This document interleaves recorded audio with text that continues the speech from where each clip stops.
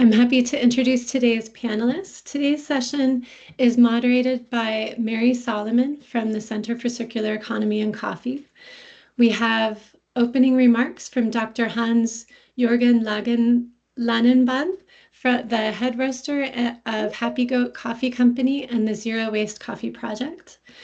We'll hear from Quinn Kavanagh, the founder of Refined Biomass Solutions, Laura Gallo, the co-founder and CEO from Coffee From, and David Lenny Waweru, the founder and CEO of Ruwawa Farm, and finally, Alejandro Franco, the co-founder and co-CEO of Café Bueno.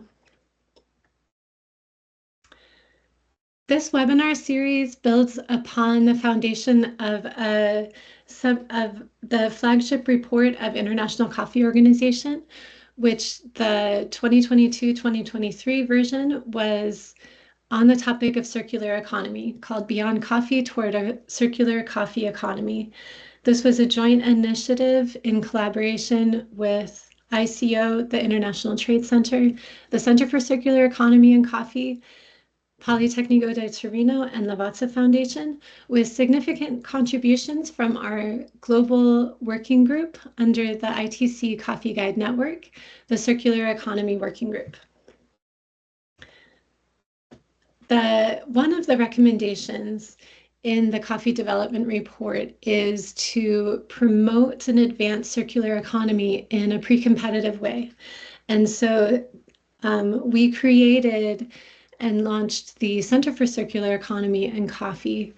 The main objectives of the center are to promote circular economy culture and knowledge, to collect and share good practices through a multi-stakeholder approach, and to pilot research and develop pilot projects in collaboration with our partners. We now have 64 members around the world. This is a mix, and 3 strategic partners.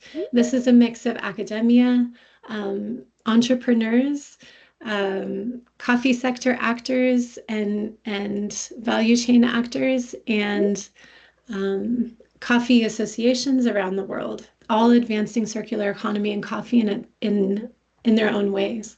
We encourage you to join the center to tap into this network, to access our member-only resources, and to advance circular economy together from a holistic and systemic level. Today, we're going to be presenting findings from our forthcoming white paper on circular economy using spent coffee grounds, how to valorize those opportunities. We will see the forthcoming white paper, which is due to be released in December this year, shows the science behind spent coffee grounds, the properties, processing, and pathways for value creation, real-life examples of spent coffee grounds that are transformed into profitable, sustainable ventures, what regulations mean for circular innovation, a comparison of policy frameworks across selected countries, insights from a global coffee sector and innovation survey, and practical tools and resources to kickstart your circular economy journey. The paper leverages academic and applied research from members of the Center for Circular Economy and the Circular Economy Working Group led by ITC, including findings from a recent assessment conducted in Ethiopia on scalable circular opportunities using circular byproducts in Ethiopia in coffee. And this is led by Women in Coffee Ethiopia in partnership with ITC and the Center for Circular Economy and Coffee, with funding from the Spanish Agency for International Development and Cooperation and the Ministry of Foreign Affairs from the Netherlands. Today, we're going to hear from a few of those innovators and researchers. And now I'm happy to welcome Dr. Hans to give today's opening remarks and share some of the findings from the forthcoming white paper. Dr. Hans is the head roaster at Happy Goat Coffee Company in Ottawa, Canada, where he's worked since 2009. Since 2018, he's been increasingly exploring the use of coffee byproducts. He's led sustainability products between Happy Goat Company and the University of Ottawa and Carleton University. And now over 90% of his work is dedicated to the utilization of coffee byproducts. In 2021, he created the Zero Waste Coffee Project, conducting in-depth interviews with innovators in circular economy using coffee byproducts around the world. And some of these interviews have become case studies and references within the Center for Circular Economies research and our good coffee practices that we share on our website. Without further ado, Dr. Hans, I'm pleased to welcome you. Thank you, Catherine, and thanks also to ITC and the Center for Circular Economy in Coffee for the opportunity to introduce you to this, what I'm sure will be an exciting webinar. In my introduction, I refer in part to the aforementioned white paper and in part to own thoughts and ideas. May I have the first slide, please?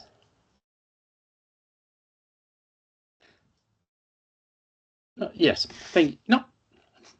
Yes, thank you.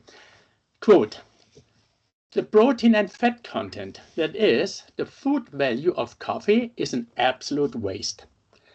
The only constituents that are of value are those that are water soluble, meaning that are in a cup of coffee.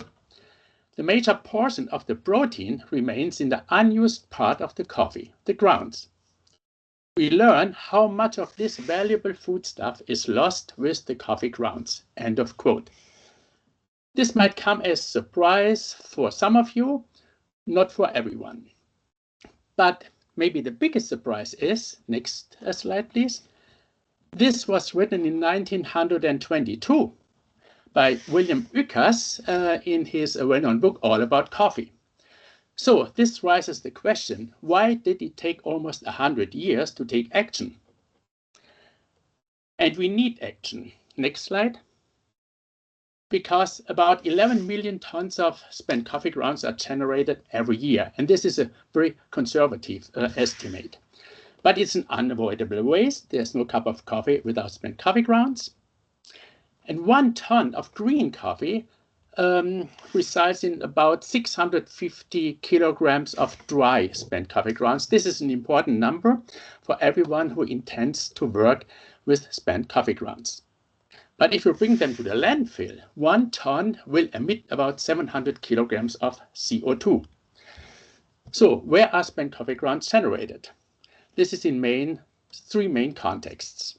The industrial one means instant coffee companies, cold brew coffee companies. In the commercial one, these are restaurants, coffee shops, cafeterias, etc. And for sure in many homes. The major challenge for everyone working with spent coffee grounds is their collection. Because in the commercial and domestic contexts, it's spread across thousands and tens of thousands of different places in small amounts only. And this is sheer impossible to collect these small amounts. For that, next slide. Thanks. Almost all upcycling companies work with instant coffee companies or cold brew coffee companies, because there the spent coffee grounds are in one single place, which is much easier to handle. So what is so interesting about spent coffee grounds? Next one. We easily can see in these 2 tables that there are a lot of valuable compounds in the spent coffee grounds. The table to the right is a little bit more detailed, but basically the same as the one to the left. And we see there is still a little bit of caffeine in the grounds, carbohydrates, cellulose, chlorogenic acid, fat, lignin, lipids, minerals, protein, fibers, and so on. If you would have the time and you could compare the numbers in both tables, you would see there are differences. And this is quite normal, because it depends from your measuring method, but also from your raw material, from the coffee varietal, from the growing conditions, processing, roasting, and finally the brewing method, and all the storing conditions in between. This all has an impact on the composition and the amount of the different compounds in the coffee bean and at the end in the spent coffee grounds. May I have the next one, please? So these are the main compounds used by the current upcycling companies. These are the fibers, proteins, lipids, minerals, and bioactive compounds like caffeine and chlorogenic acid, which are potent antioxidants. But what are the applications? Next, please. So you see, no, can I see it? Yeah, so you see there are a lot of applications. It almost doesn't fit on one page anymore. And we see possible applications are in the agricultural sector. And David will tell us what he is doing with the spent coffee grounds in this sector. Then animal feed, building materials, cosmetics. I barely can read it, so small, sorry. Cosmetics. Alejandro will introduce us in what Café Buona is extracting and doing with these extracts. Energy, polymers. Laura, I bet she can talk for hours about polymers. Fashion and human food. And Quinn will let us know what they are doing with the spent coffee grounds. And I must tell you, I tasted some of their final products made by partners of Refine, and it's just yummy plus. So, next, please. Why do I show you this picture? Protein coffee. As you know, this is one of the latest trends of many in coffee. But if you think about it, we just learned that we throw away most of the proteins in the spent coffee grounds. So why not extracting these proteins and bring it back to where they belong to the cup of coffee? I mean, this is way more complex and complicated as it sounds, but still something seriously to think about. Next, please. Quote, used coffee grounds are of no more value in coffee making than ashes are in kindling a fire. Oh, this sucks. So, because this creates a very negative image, and this is written in 1922, but not much changed in the meantime. Well, within our group, yes, we try to have a positive view on this, but in the public, waste, byproducts, no good. Yeah, it's no use for it anymore. And maybe we should try to turn around this negative to a positive image. And maybe we can get help from Japan. Next, please.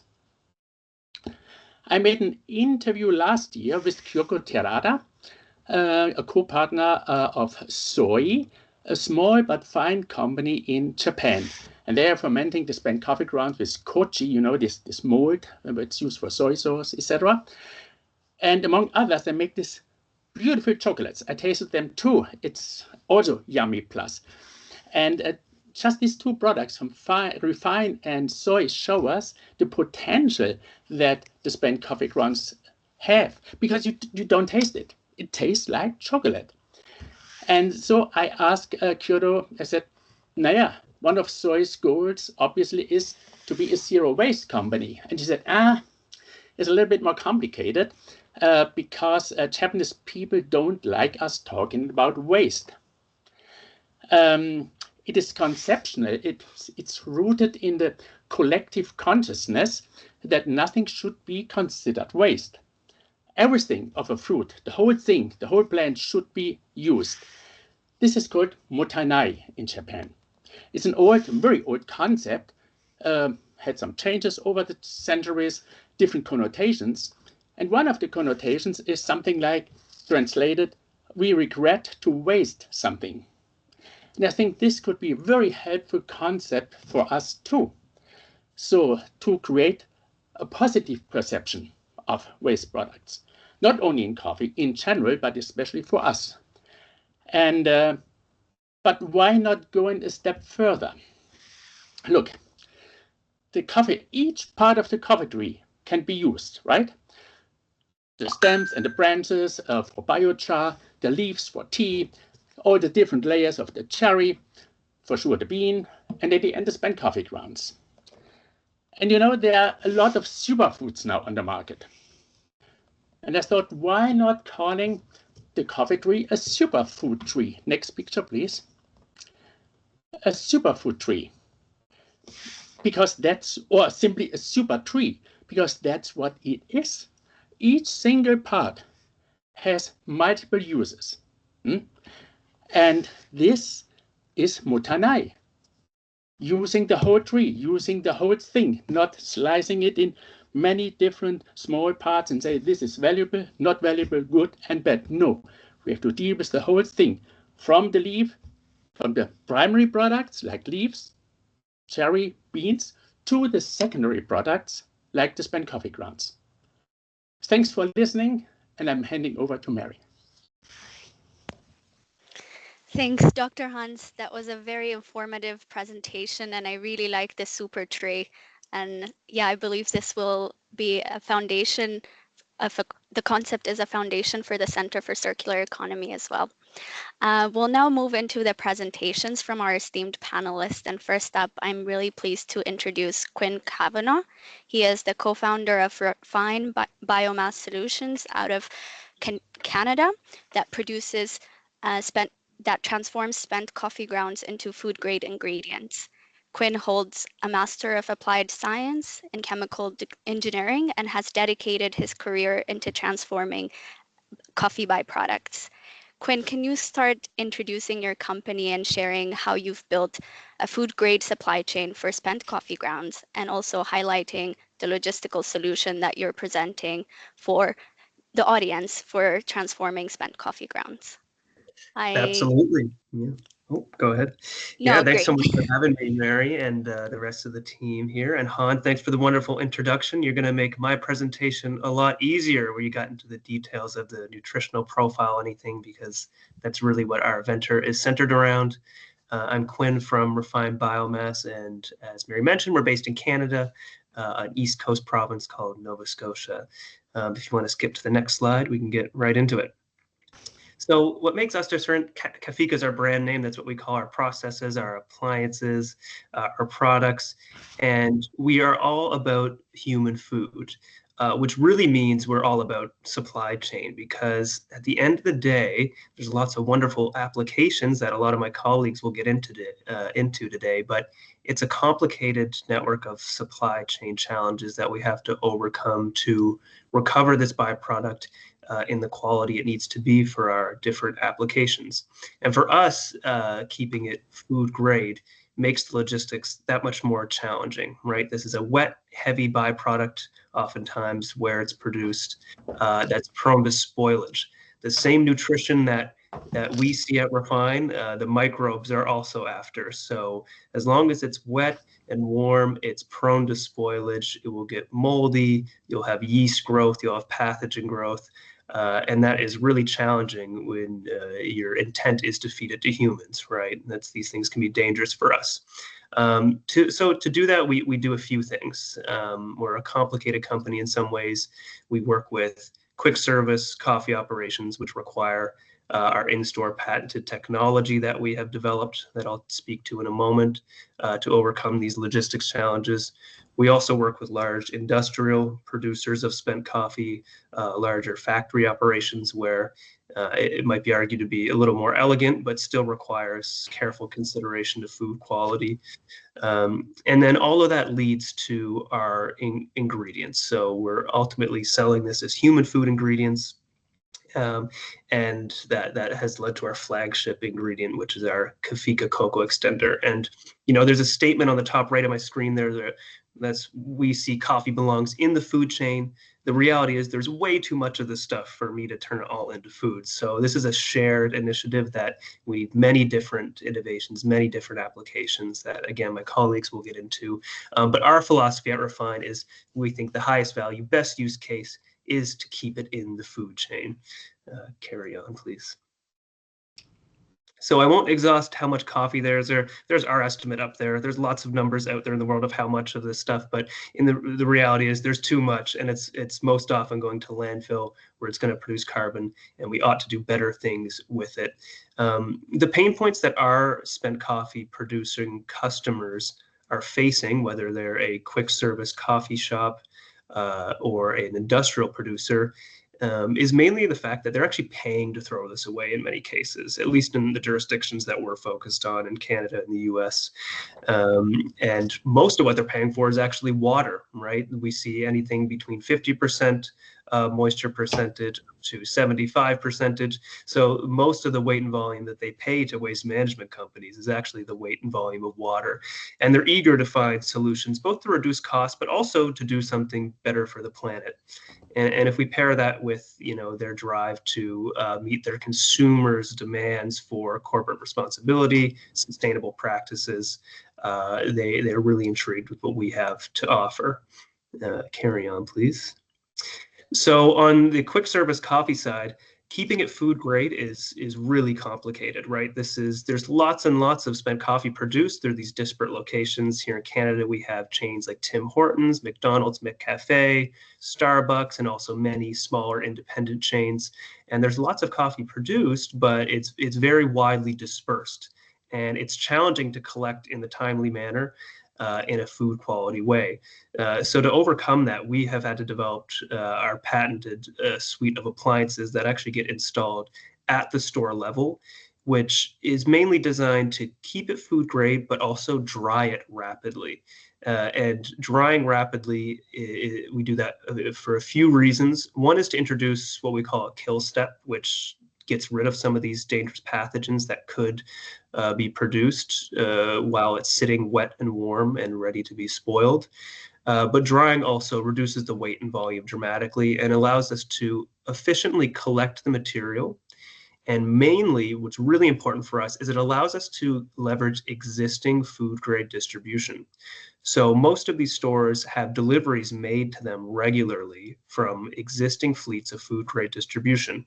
This could be food distribution companies or their own food distribution trucks that deliver everything they need, from the fresh coffee to their donuts and receipt paper. It delivers everything. And our goal was always to get on those trucks on what we call a backhaul, bring it back to the distribution center level where all those trucks leave from. But the challenge that was presented to us was you can't put waste on our food grade trucks. I don't want moldy, spent coffee next to my fresh food that I'm serving my customers. So that was really what inspired the design of our appliances is, okay, well, we have to make it a food grade product to be able to go safely aboard these food grade trucks. And that's precisely what our technology, our appliances, the Kafika collector and dryer achieve, is it stabilizes the material, not only reducing the weight and volume, making it efficient, but importantly, it makes it a shelf-stable food grade product that can go safely aboard a food grade truck. And it makes it much more economical for us to collect it as well. On the industrial side, things look a little bit different. We're much larger. We're collecting, tractor trailers full of this material, where we can implement more robust quality control. Really, this is more quantitative measurements, making sure that we're measuring time, we're measuring bacteria growth, and as long as we're moving within certain windows of time, we can manage food quality a little bit easier. And this is also much more efficient for us with the large scale input, and it allows us to scale our ingredient manufacturing much more rapidly as we work to build our retail business centered around the technology, which is a little bit more of a complicated supply chain. But whether you're an industrial producer or retail, our solutions achieve the same thing. We're going to save them a lot of money, and we're going to help them access the circular economy in a high value way, wherein we're turning what used to go to landfill in many cases here into a food ingredient that will help feed the planet. Next. So just a quick comment on our kind of flagship ingredient. So, some of you may know that there's been some challenges in the cocoa industry as of late, as there has been in the coffee industry. In many ways, they're cousins in their chemical composition. And one thing that we have done is converted our raw material into what we call a cocoa extender. Not a true one-to-one replacement, but it can extend the use of cocoa in a broad application, from baked goods to confectionaries like ice cream and fudge, even to beverages and hot chocolate or cold coffee or chocolate beverages, rather. And the claim right now is we can replace up to 66% of cocoa. That really depends on applications, the specific application. But this is a great use case for us, right? We can turn a resource that we're generating within our borders here in Canada, as an example, or even in the US, where we also have operations, and produce a cocoa powder alternative that isn't relied on imports, It's more stable, especially right now where we've got some tariff concerns over in my neck of the woods. Having a stable supply and allowing these companies to keep making their chocolate SKUs despite the current challenges is a really wonderful opportunity for us. So that's our flagship ingredient that we're really pushing behind, but we're also looking at broad-based applications in food. There's a lot of really great fiber in there that we're interested in. Hans pointed out the protein content. It's shockingly high. You know, it's a really fun data point to point out when we're talking about coffee because people really have no idea that there might be protein in there. Now, protein's a tricky topic. It's not a complete protein, but there is a significant amount in there worth using. So that's really what we're focused on, is leveraging all that nutrition that we're wasting, keeping it as food, keeping it in the food chain. And right now we're rallying behind cocoa because it's just a wonderful opportunity for our venture. I think that's my last slide. Maybe look, Monday. Yeah, please feel free. Anybody on the call, any of my colleagues, please reach out. Happy to talk. The logistics is challenging. It's something we've thought about at length, right? You know, if you ever want to chat about how we can recover this safely or how we can recover this in a way that meets your quality metrics, that's something we're always happy to collaborate on. So please feel free to reach out to myself or through our info email as shown on the screen here. Thanks, everyone. Thanks so much, Quinn. You make an excellent case for spent coffee grounds. And I'm sure our audience will have lots of questions about that Kafika collector and the cocoa too. Next up, we'll hear from Laura Gallo. She is the co-founder and CEO of Coffee From, an innovative social impact startup that transforms coffee waste into thermoplastics, based out of Italy. She's also the president and the director of Il Giardinone, a social cooperative promoting environmental services and social inclusion. She has a background in political economy and financial management and circular economy projects. Laura, could you please tell us how you started your company from research and grew it into this company that provides solutions in a sustainable bioplastic market where the Italian market could be a little bit sensitive to price? Hi, thank you. Yeah. Our startup has started almost 4 years back, and we got opportunity to work around spent coffee ground from the exposition in Milano that was taking place in 2015, and we started to work with our social corporate that you were mentioning on the spent coffee ground. And we were in contact with a lot of producer of spent coffee ground, especially with the industry, as I was saying, means that we found the need of the big company to reuse their coffee. And almost 5 years ago, it was still not possible in Europe to reuse the spent coffee ground as an input in other supply chain. And so we were waiting for the legal framework that could let us to reuse the spent coffee ground. So we know that globally we produce over than 11 million tons of spent coffee grounds annually, and more than 90% goes to the landfill. And so we started from this point, and sorry.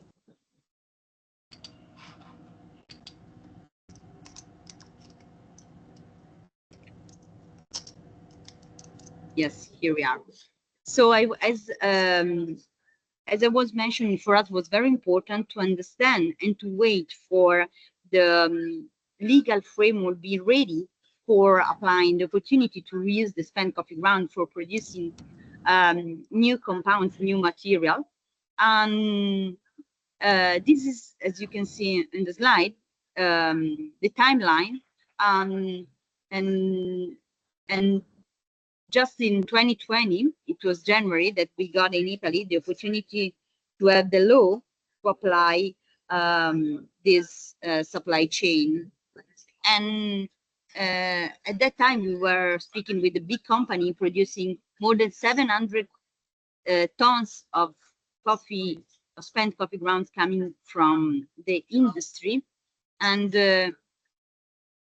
this big contact and the legislation help us to build up the supply chain, as you can see in the slide.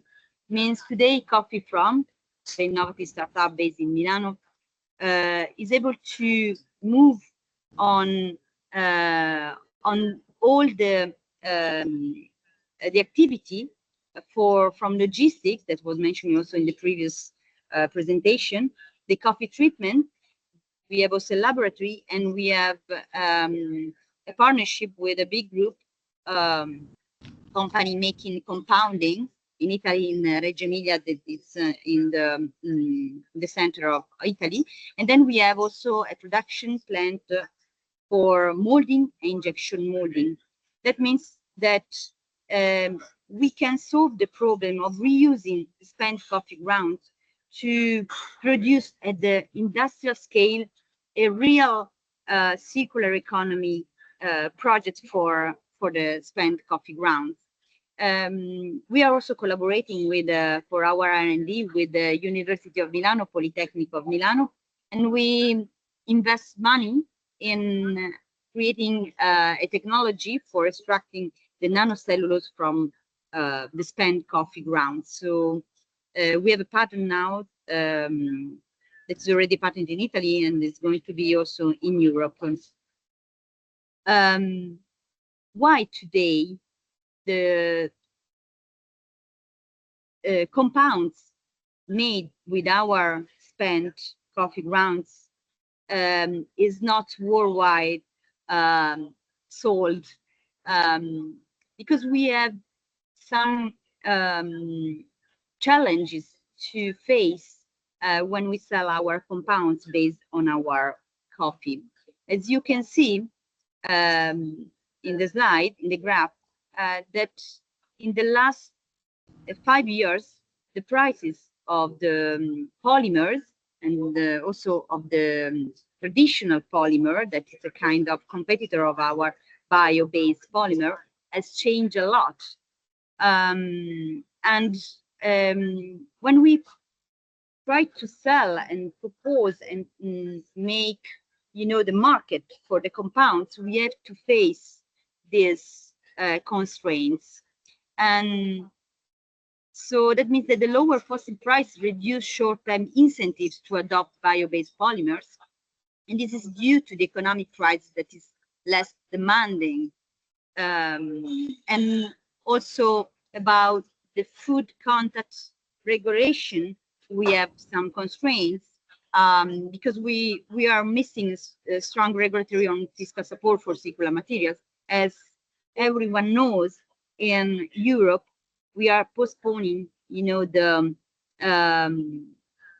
compulsory passage of the big company of plastic and packaging company to shift from traditional polymer to the bio-based polymer. So we are facing these challenges, and even if we compete through value and not price, we are trying to build trustable, design-driven material that give meanings to waste. So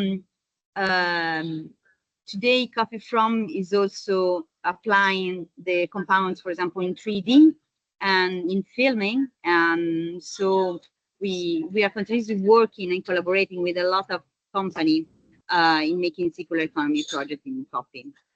So thanks for the attention, and sorry for the technical problem again. No problem, Laura, and thank you so much. And I really appreciated you working continuously with academics and also highlighting some of the challenges, and I believe we'll explore them in the panel discussion.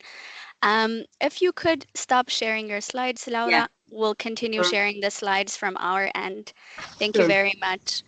Next up, I'm really pleased to introduce our next speaker, David Lenny Wawiru. He is a fifth-generation coffee farmer and founder of the specialty coffee farm Ruawiru, based out of Kiambu, Kenya. He's inspired by his mother's farming wisdom, and he pioneers circular coffee innovations that transform coffee waste back into his farm.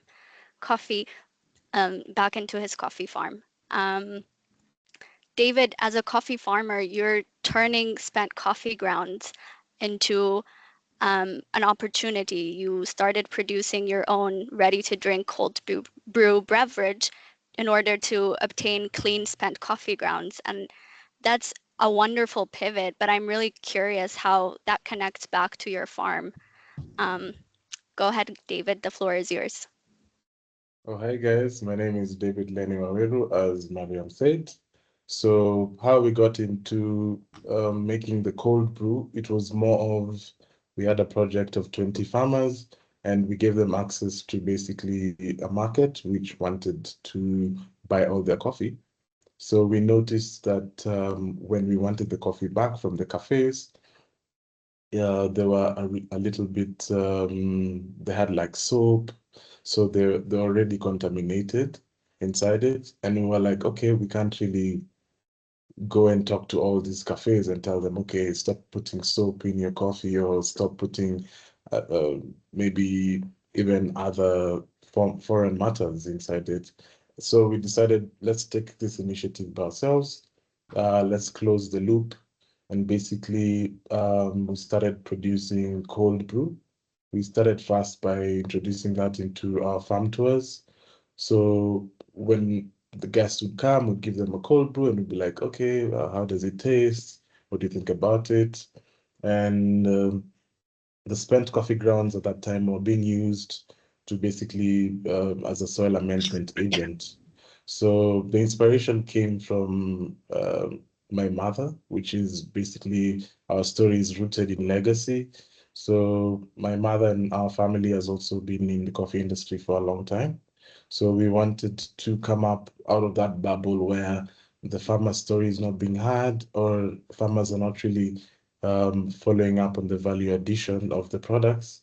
So we took initiative and we liberated our coffee by roasting our coffee and also making cold brew and delivering the coffee ourselves in order for us to basically understand the client. So the challenge was the coffee waste and the methane emissions. So we set up a biogas station in our coffee farm. So a biogas station is basically a circular engine, and we were able to now mitigate the methane and the coffee waste challenge, which we also saw that other farmers were really using high chemicals and pesticides in their coffee. So we noticed that when customers were drinking the coffees from the farmers we introduced them to, because they were using pesticides, you'd find maybe stomach issues, um, heart palpitations, and we noticed that was not happening with our cold brew. So we said, okay, let's make it a bit safer and circular. Let's brand it in a glass bottle, which you can return back and get a discount for your next order. And we're able now to come up with a ready product to actually face the market. Coming from a biogas background in terms of how we were valorizing our coffee pulp and animal manure, we already set up an animal farm, which basically is in our ethos because we knew that running an organic farm, you would need animal inputs. So with that, we have been able also to make it more circular and also make it more of a closed loop. Next slide, please. So the concept was from cup to crop, where the cold brew is made and then the spent coffee grounds are upcycled into biofoliar and natural pesticides. This in return gives us zero waste and a healthier soil because we reuse the spent coffee grounds from our cold brew back into now the residues back into the biogas digester, which now we have zero waste. Then that converts into liquid manure, which we use in our coffee farms. And also it provides gas, green gas to our employees. somewhere in between the third and the fourth generation, we realized that nutrition is a very big issue in the coffee labor system. So we reinvented basically a system which was working for other farmers on adding a biogas digester and using the gas to basically power the farm and also feed and use it as a fuel for cooking for the employees. And this actually boosted the morale because most of the pickers in the farm are really not given food, or they're really not being taken care of the nutritional values. So you end up having pickers who are walking for 6 or 7 kilometers without food or without water, and you're expecting them to actually perform in the farm. So we're able to eradicate that. And then we also noticed that in this new age, people are now selling conveniency. So it's only professionals who love to brew coffee and people who love coffee per se. But on the Gen Z and the millennial side, we notice people want conveniency. So that's why we actually approached ourselves and said, instead of us going through a phase where we're working with farmers who are not understanding our goals, let's work with ourselves. Let's make our coffee farm a lab. Let's experiment on it. And with this, now we were able to mitigate a lot of issues which you find in the coffee farms in Kenya, which is also soil quality and also a little bit of farm management and also sustainability in it. So we were able to now make it a farm to crop and from cap to crop. And we were able to now understand what goes in our crop will actually be the residues from our cap. Next slide. So why spent coffee grounds? Because we noticed that the caffeine in the spent coffee grounds is a really good natural pest repellent. It also has chlorogenic acids, antifungal. I would say most of the coffee farms which are being attacked by coffee leaf rust, you could actually make your own natural, less expensive biofoliar from this, and it would really help you. Also, we noticed that spent coffee grounds has a little bit of nitrogen and potassium, and this also helps the plant to grow healthy. And we've been able to come up with the next slide, a quality consistency. So it's called the Ruawa quality consistency metric, where our metrics are based on 5 deliverables. The coffee has to be single origin. It has to be a medium roast so that we can use it on the cold brew. We noticed when you use cold brew, the extraction of it, because it's from cold water into now the coffee, we noticed that a lot of the properties which are left behind are actually very high in potassium, and also they help the microorganisms develop. And with this, we were able to come up with a time frame where we said, after we have ground the coffee, we've made the cold brew, we need to process this spent coffee grounds within 24 hours because of mold, because of contamination as we faced in the past, and also for us to also have a uniform nutrient profile for our customers and also for the farm itself. Next slide, please. So the measured impact for us was, we saw, as you can see on the leaves of the coffee plant, we had a 20% increase of leaf greenness, which means the chlorophyll levels were higher, so the coffee could actually take more and produce healthier berries and cherries after all.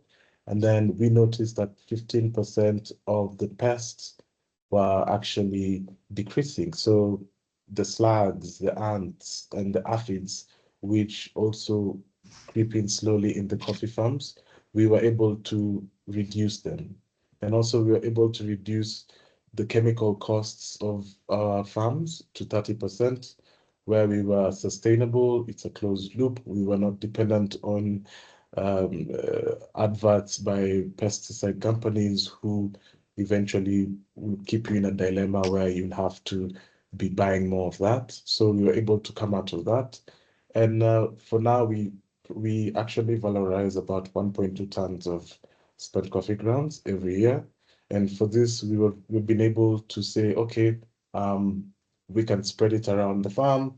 We can teach even the pickers how to spread the spent coffee grounds, the soil amendment. We also teach them how to spray it as a biofoliar, and also it doesn't really affect them. So they feel happy. And this idea of making a biofoliar came from my mother because she was a coffee farmer. So we noticed that the sprays which were being used in the coffee farm are really causing a lot of death. And we were always asking ourselves, how can we actually uh, make change in this? There's no one making something like this. Let's just do it because we can only just fail as far, and we need to know what's going on.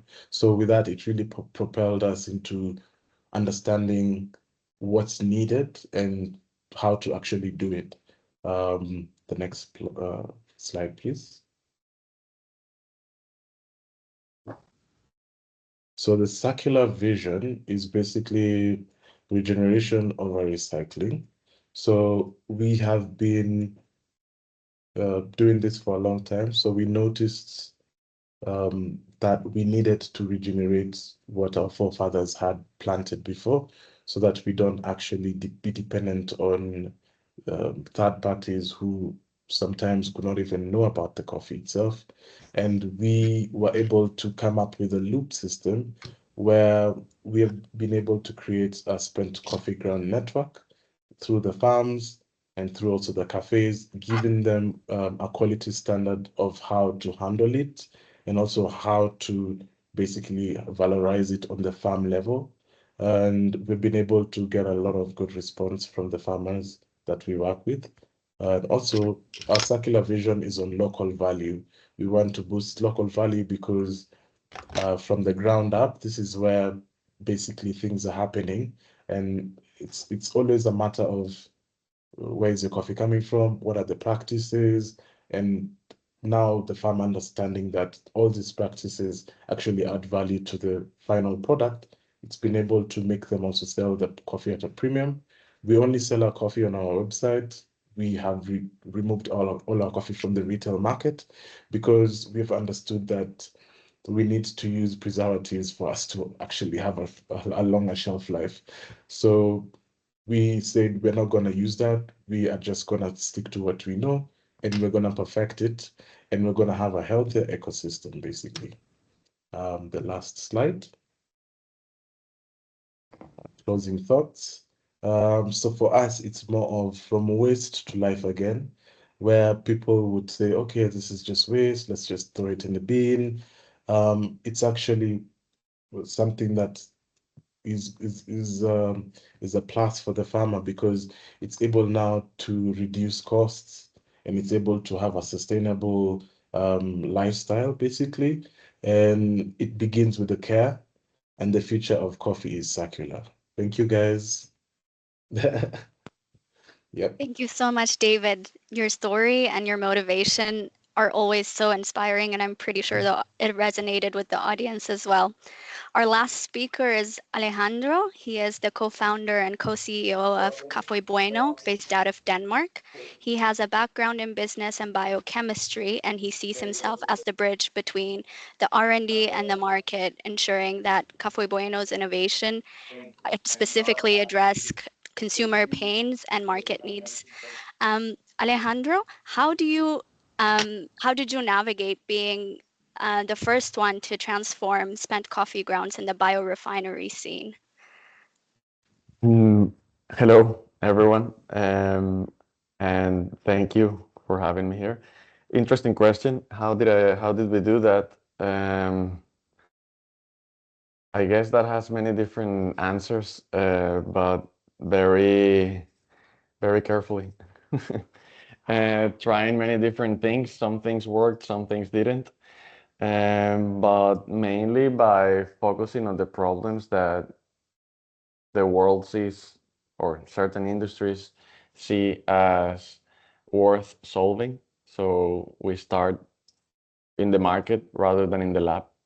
At least that's our approach to what we have been doing. Mm, well, a little bit of, of an introduction. Can you go back to the previous one? Sorry. So I usually tell people that what they are drinking is not coffee, because it's not, it's water that tastes like coffee. And the world has been referring to, what the world has been referring to as coffee for centuries is just one application of the coffee, of the plant, not the beverage. And that realization, or we realize that humanity has been collectively blinded by the power of that little cup of water that tastes like coffee, because it's addicting and it's delicious and it's energizing. And because coffee grounds have been treated as waste up until recently, we all grew up believing that they are just that, waste. And sadly, when coffee grounds end up in landfills, they generate tons of methane, which is horrible for our planet. Hence, it's horrible also for coffee production. And where I grew up in Colombia, people use coffee for so many other things, for treating wounds or dyeing their hair or absorbing bad smells, and or making desserts, or so many different things. And when I learned about the huge environmental problem of coffee waste, plus the fact that companies pay to get rid of it, plus the amounts of health promoting compounds that live inside coffee, and many other problems from different industries, I realized that this was not waste, but a wasted resource. And this is the case for all food waste in the world. So I co-founded Café Bueno almost 10 years ago with the mission to change the world's perception of coffee beyond the beverage. Now, can we move to the next one, please? Thank you. So who is Café Bueno? We're a Danish bioscience company, upcycling coffee byproducts into ingredients, um, active and functional ingredients, basically, for personal care, crop and soil health, animal and human nutrition, and advanced materials. We have been focusing mainly in personal care for many different reasons, and starting to expand into other markets. As I said, why we started this company is to change how the world sees coffee. It's not a caffeinated drink. It's a sustainable resource to phase out unsustainable ingredients from everyday products, or at least that's how we see it. And we're doing that by unlocking its health potential. Can we move to the next one, please? Thank you. So, as I said in the beginning, coffee is much more than caffeine. All of you already know that, also by this presentation of the previous presenters, very informative. Coffee is much more than caffeine. It's full of lipids, proteins, sugars, carbohydrates, a lot of health promoting compounds. But when you make that cup of coffee, very little percentage ends up in your cup. So you are not getting those benefits. And ironically, those health promoting compounds convert into methane when they end up in a landfill, which really sucks for everybody. And in the case of Denmark, for example, where we're based, they don't have landfills, but they burn it for biogas production. Which is less bad, but still not great. Less emissions and more sustainable energy, but still nobody's using those healthy compounds. So when we started looking into it and we realized that these compounds were still inside the spent coffee grounds, we continued our research and found more than 100 clinical studies associating these compounds to the prevention and treatment of cardiovascular, neurological, and skin conditions. So that led us to get into health-driven applications. Can we move one, please? I didn't include slides on our products, but I can tell you a little bit of how it works, and then I can tell you a little bit of our ingredients, trying to stick with the 5 minutes agreed. So very simplistically, this is how our supply chain works. We collect coffee grounds, not from coffee shops. This is just for the sake of aesthetics, but from industrial suppliers where we can get large amounts and at a good quality and consistent moisture levels. Then we take it to our biorefinery and break it down into basically every single compound or macromolecule that makes up coffee. Then we basically look for different applications of those compounds. Could be in personal care, could be in agriculture, could be in nutrition, could be in many different things. And we patent how these compounds are used in the market. For example, we extract the lipid fraction of coffee, which is the oil, and we have different versions of the oil to replace oils like argan oil or palm oil or jojoba oil. We also then continue breaking down the defatted grounds into biopolymers and separate them by molecular weight, which then lead to active ingredients for anti-aging, SPF boosting, a lot of different things, which we patent as well.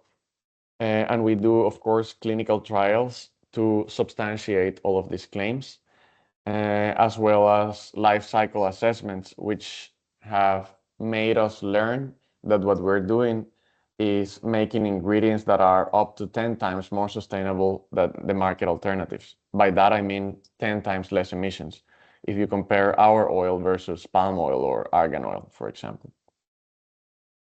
Also, since 2019, we actually also make private labels of finished products with our ingredients, especially for hotels and offices. So we get the coffee grounds from the hotels, we extract the ingredients, and we make finished products and sell it back to the hotels with their own brand.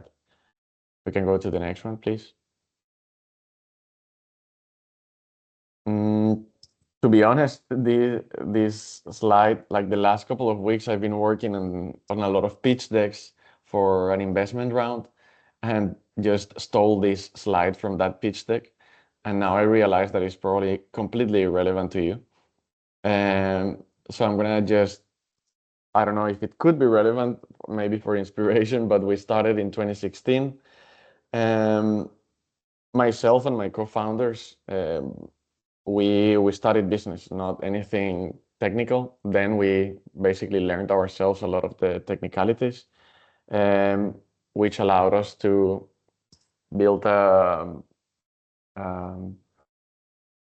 couple of prototypes, the process development, and so on. Then we partner up with technological institutes, universities, different things. We got a couple of grants and investments.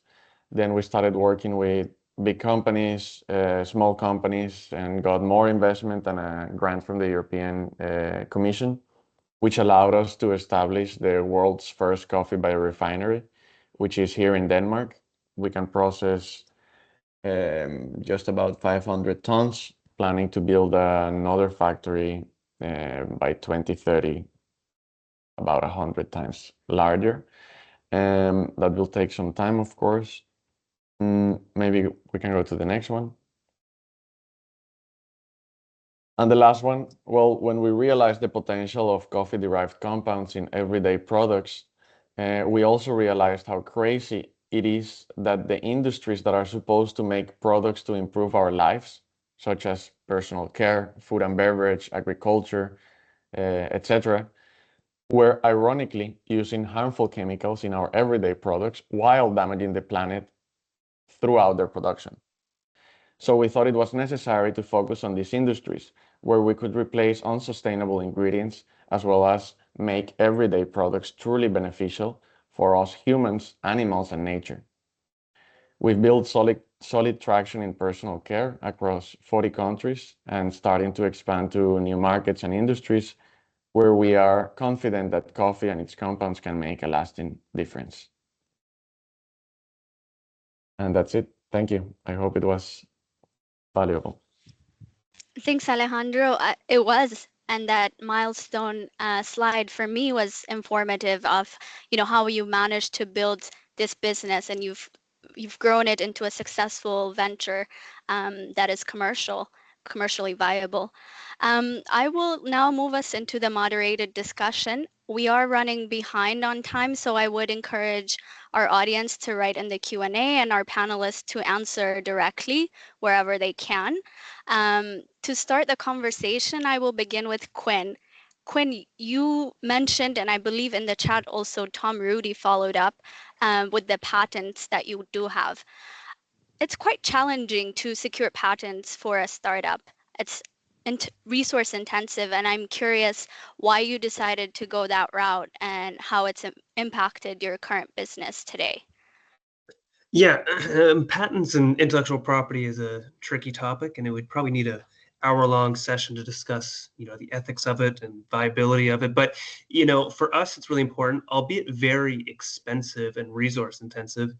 It's the fact that we require so much capital and require so much financing to scale our business and develop these innovations that we have to spend so much money on intellectual property. So whether it's an investor that's purchasing shares of our company, or a government entity here in Canada where we're based who's trusting us with our taxpayers' money to finance our business, oftentimes they require something like a patent or a really robust intellectual property strategy, which even if that isn't a traditional patent filing, it's still a resource intensive activity. So for us, it's a kind of what I would describe as a necessary evil, wherein we require a large sum of capital to afford making the innovations we're creating. But the people who are helping us pay for that want us to, what they would say, de-risk that for them. They need to be reassured that, their investment in this innovation will mean that they'll have, first to market or longevity in the market to protect that innovation. So it's just kind of part of doing business when your business is really capital heavy.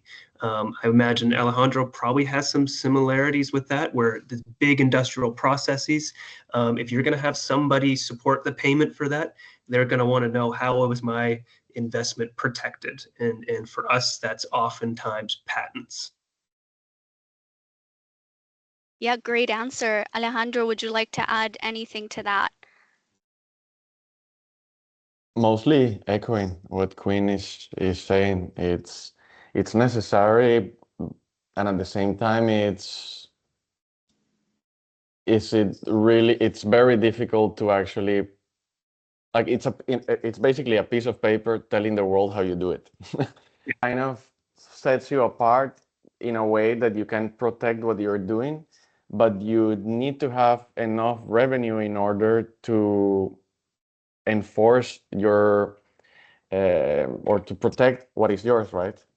Mm-hmm. If somebody decides to do what you're saying in the patent, then you have to be ready to fight it.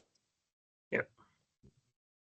Okay, I'm going to switch the conversation a little bit, and this conversation can continue in the Q&A. But staying with you, Alejandro, earlier, David shared with us how he ensures quality. And for you, as you're sourcing from multiple partners, what does that look like, and what does quality mean for you as well?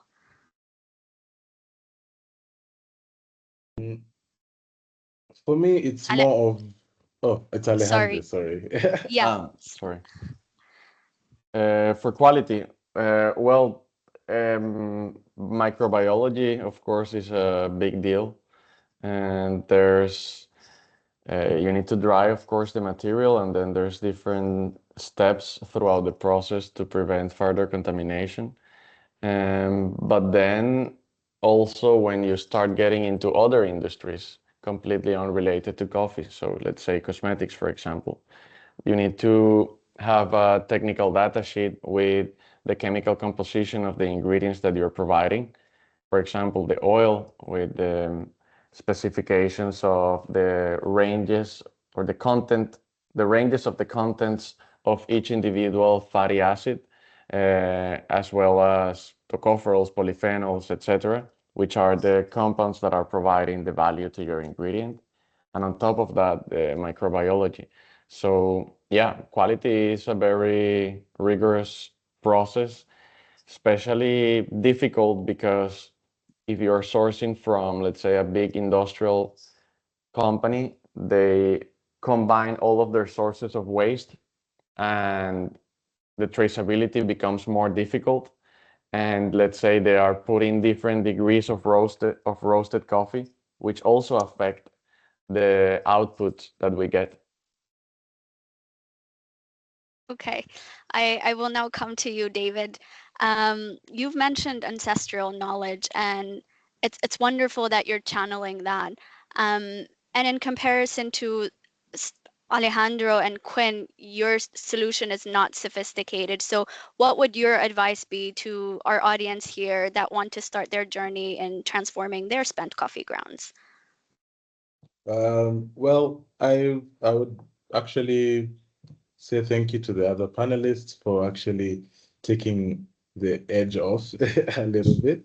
But at the same time, I'd also say the ancestral knowledge came by consistency and the values that were instilled from the farm, where you'd find the first generation of the farmers who were in our area were paying school fees from coffee cherries. So it was embedded already in the community where the community already valued the coffee more than just the way the prices are now.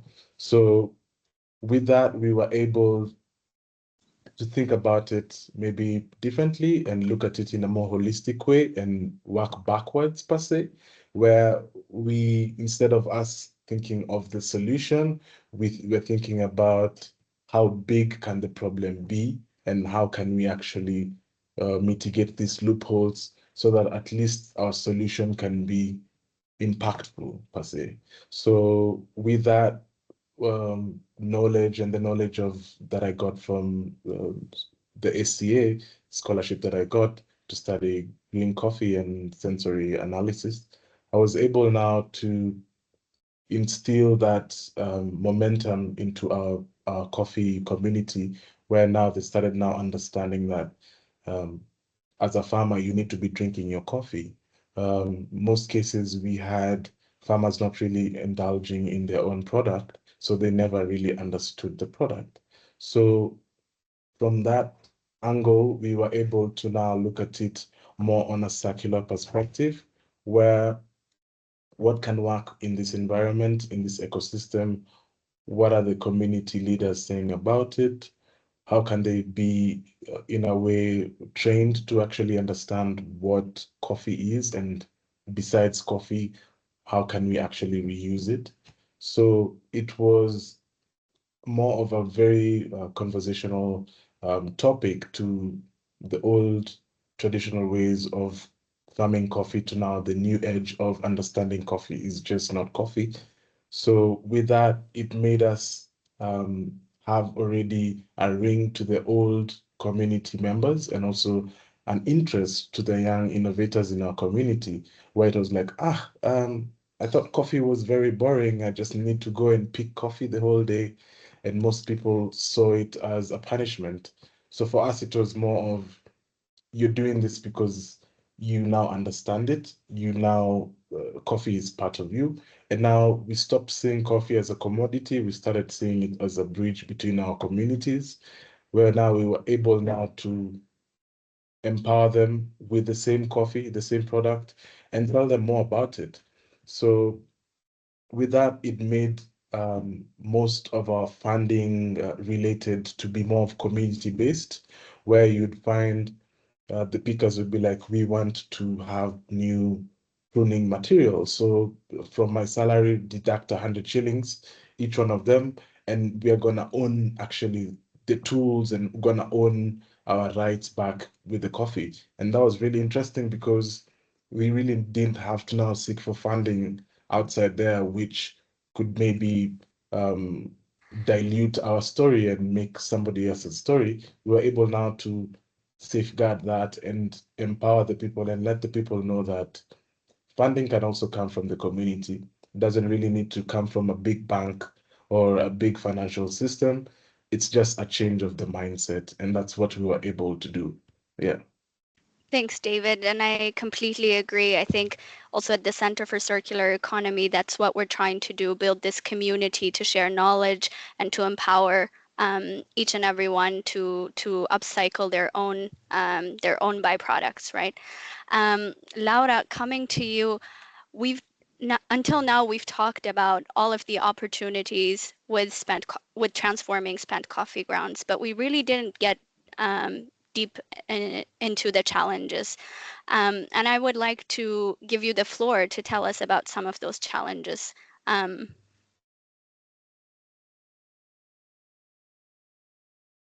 Laura, are you here?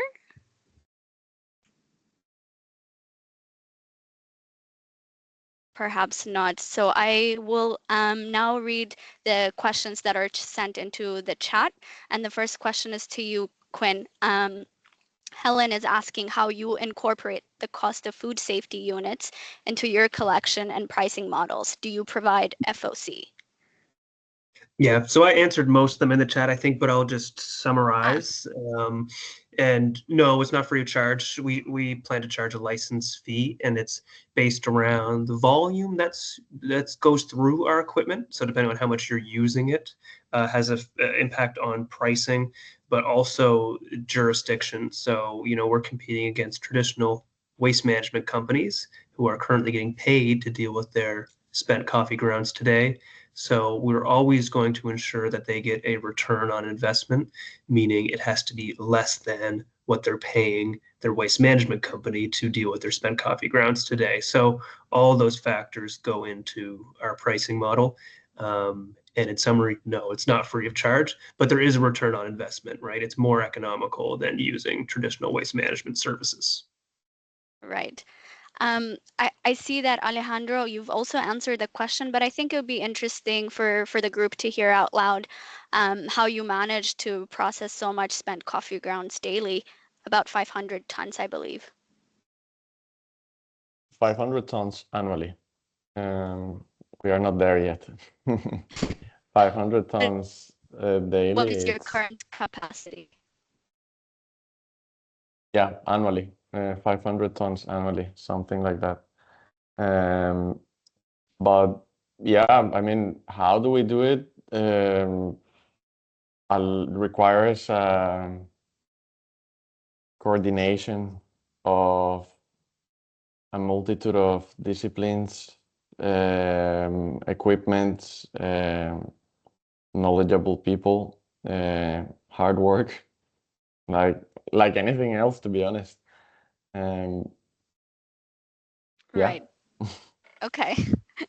We'll go back to Quinn. I see you've also answered, but I'm gonna say it out loud because I think it's interesting for the group to hear. What do you think motivates small and independent coffee shops to invest in your technology?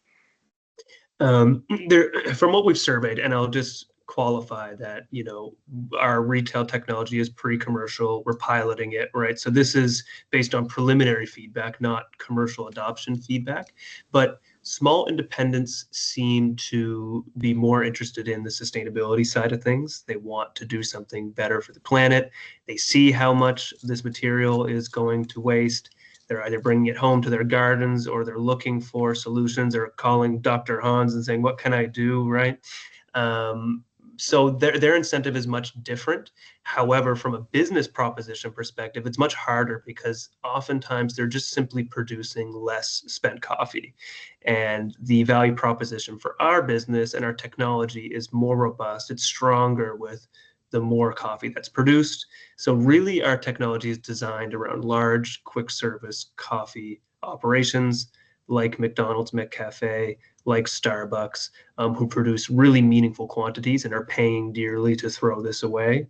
But both are interested in adopting it. It's just for much different reasons. It's not always about cost savings for the small independents. It's more about goodwill and for the environment. Whereas the large operations are more about, okay, how much money can you save me? Sure, I can brag about the carbon data, but money talks is kind of the attitude. Yeah, super clear, Quinn. Thank you so much. And this is a question to all of the panelists. To what extent are you pursuing a market expansion to the Middle East, if any, if you are pursuing that? I can quickly comment in that maybe someday. I've got a lot of work to do over in our country. We're interested in Europe as well, just because we know there's a strong coffee culture, at least from like the kind of coffee shop setting, traditional coffee shops that we're familiar with, that we're designed around. But yeah, I mean, it's worth looking at. We have a lot of growth to do here before we're considering international expansion. But yeah, why not? If you've got spent coffee, let's work together. It's my attitude. And I mean, from our side, we've had a couple of very interesting conversations with people from different countries in the Middle East. Nothing has materialized yet. But yeah, it's an area of interest. Same here. Seems like there's no farms in the Middle East doing coffee, so the expansion of it would be more of maybe on the cold brew avenue where the temperatures are always hot most of these parts of the country. So maybe in the future, that's what we are looking into, where the Ruawa's story could be now appreciated from different communities, basically, and different religions and different parts of the world. But for now, yes, we have a few clients from the Middle East. They mostly love natural processed coffee.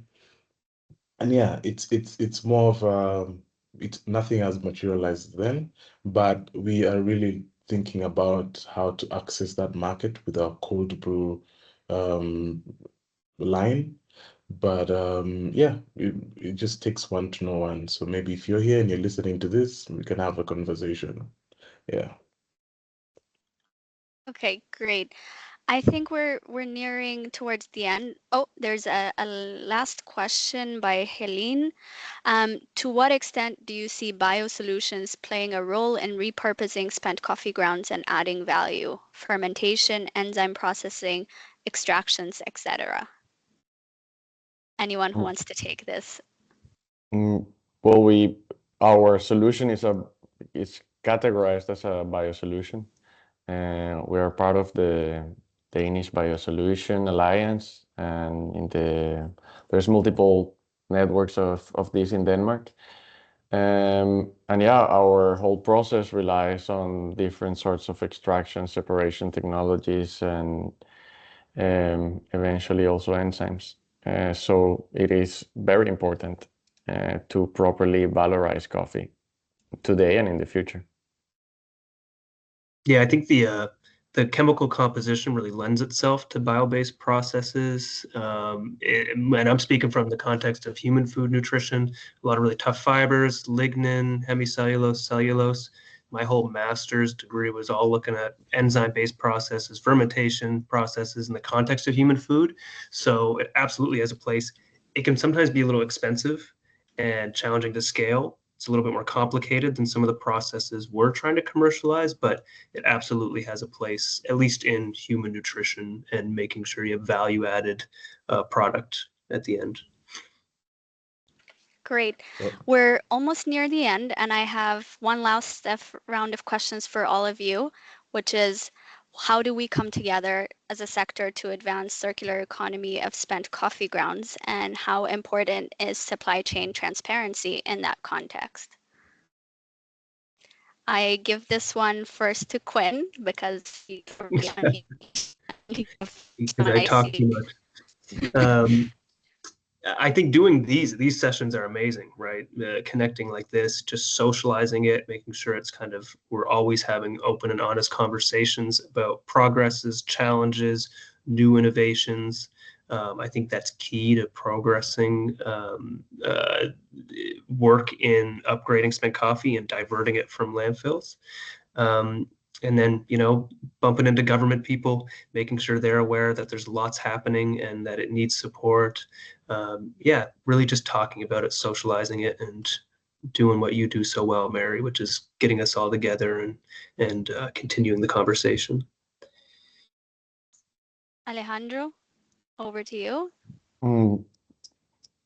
Similar. I think this gives perspective as to what can be done with coffee grounds, and probably it could lead to new relationships across, the people that are here, spreading the message, people listening and also helping spread the message, people in the coffee industry that have been using coffee in different ways, taking some messages from today and maybe already incorporating them in their businesses.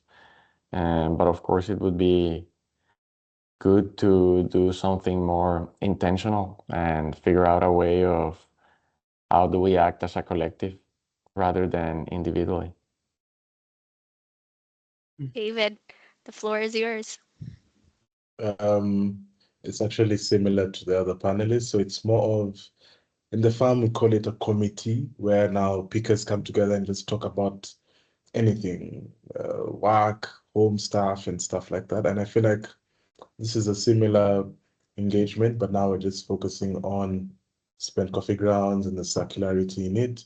I believe that there's more room for intentional projects. And it's good now that even though other panelists are using coffee from big industries, like right now I'm representing the farmers basically, who now they have a voice basically to understand that we can also have a connection with a network of like-minded people. So yeah, I feel like it just needs to happen a bit more, or we need to now accelerate it to the next step.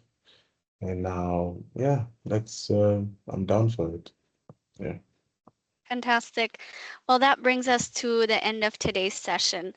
And if you'd like to stay involved and keep the conversation as our panelists recommended, please join the Center for Circular Economy by applying on our website. And you can catch this recording and past webinars also on our website at circulareconomyincoffee.org. I really want to say thank you to our panelists and to our audience for being with us today. And last but not least, our last and final webinar of the year will be on Thursday, December 4th. It will highlight research on circular economy with the universities that are part of the scientific committee of the Center for Circular Economy's scientific board. Thank you so much. And I believe we're right on time, and I hope to see you next time. Thank you. And Thank there you. are some useful links in the Q&A if you want to quickly copy paste them or click on them to make sure that you have them.